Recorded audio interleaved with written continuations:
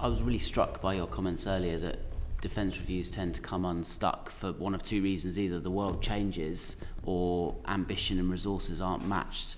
There's obviously very little we can do about the former because it's impossible to predict the future. But can you categorically guarantee that this review will match ambition and resources? We hope so.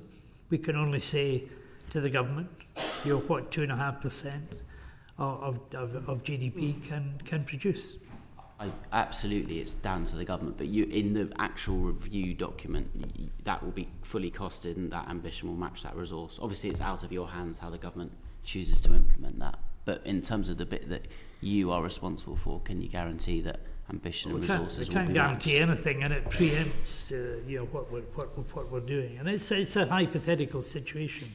We're operating within an envelope that the government have laid down, and we'll try to plot a trajectory, well beyond the immediate period, and then we'll present that to the government. But the terms of reference are very specific, that we have to make our recommendations within 2.5% of GNP, which I remind the committee is actually well above the NATO average, which is and the NATO objective, which is 2%. So the 2.5% is above that.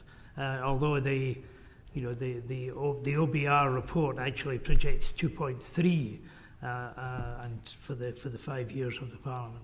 So it does imply, if I may just push you gently on this, that if we are setting it to a 2.5 envelope, that does imply that you're going to be arguing in the report for a reduction of our ambitions. Why would we be reducing? Because defence is not currently fully funded. There's a 17 billion hole in the equipment programme, for instance. We're operating on the basis of the terms of reference that we were given, and we'll make our recommendations based on that.